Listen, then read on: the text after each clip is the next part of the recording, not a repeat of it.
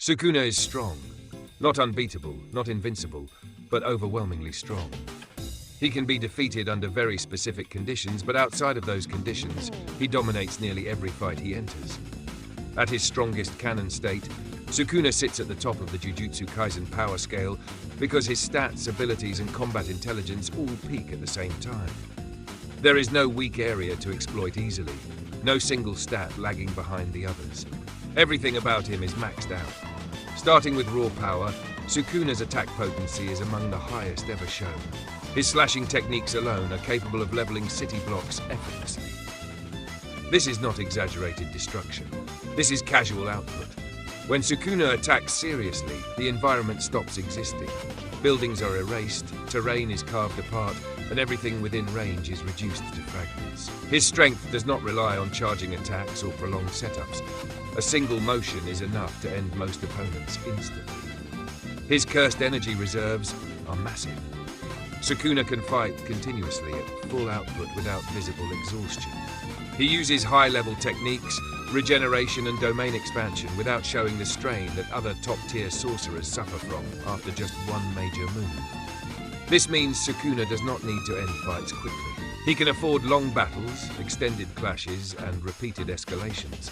Very few characters can keep up with that pace. Speed is another area where Sukuna excels. He consistently reacts to and counters opponents who already move faster than perception. His combat speed allows him to strike, reposition, and adapt before enemies can process what happened. This is not just physical speed, but reaction speed and decision speed. Sukuna reads attacks as they are being formed and responds immediately. Surprise tactics rarely work on him more than once. Durability is equally high. Sukuna can withstand attacks that would kill special-grade sorcerers outright. Direct hits from top-tier techniques do not put him down. Even when he takes damage, it rarely slows him. This ties directly into his regeneration. Sukuna's reverse curse technique allows him to heal severe injuries almost instantly. Lost limbs, crushed organs, and lethal wounds are repaired mid-fight. To actually kill Sukuna, an opponent must deal damage faster than he can regenerate, which is extremely difficult. Sukuna's base curse technique is one of the deadliest in the series. Cleave and dismantle are simple but lethal.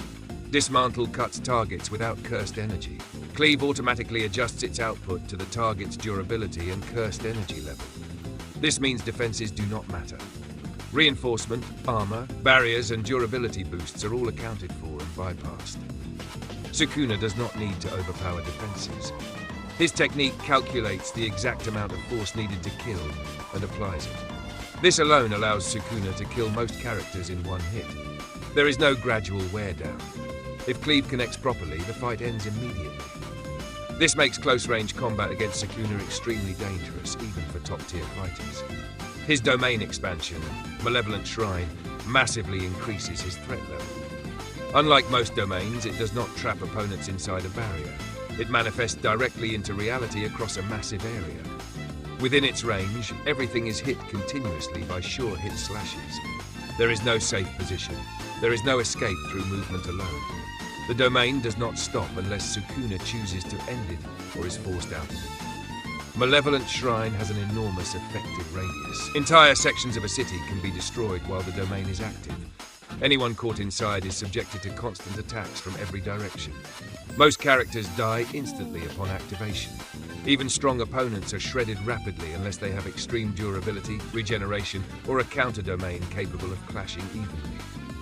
Sukuna's domain is also highly refined. In domain clashes, refinement matters. Sukuna's mastery allows him to overpower weaker domains or force stalemates against high-level ones. He understands domain mechanics at a level few characters do, allowing him to manipulate activation timing, range, and output to his advantage.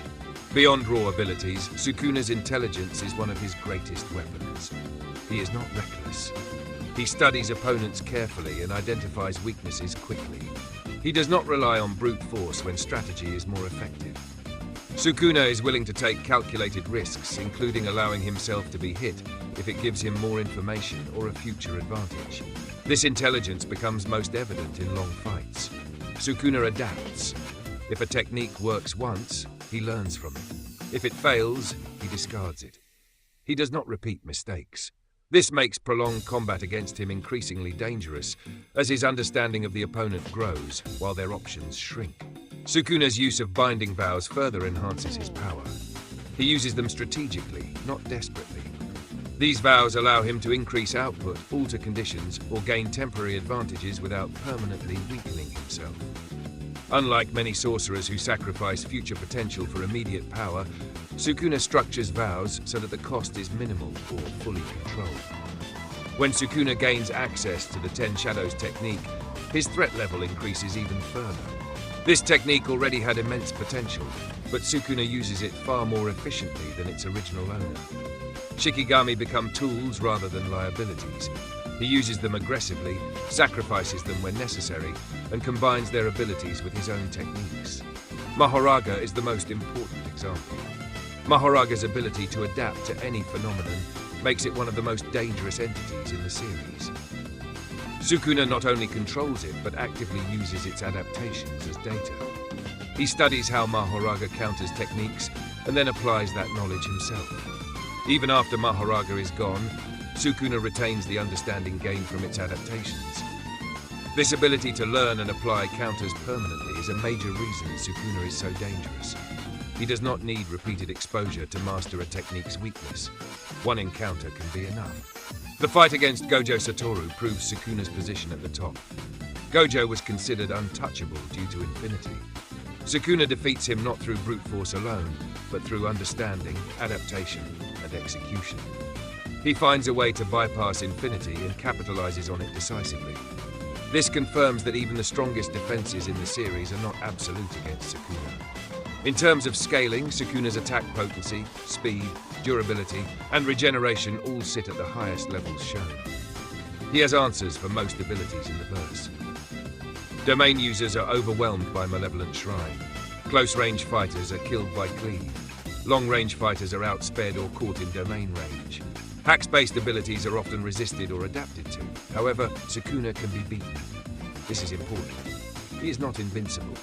Extreme conditions, perfect counters, or very specific circumstances can lead to his defeat.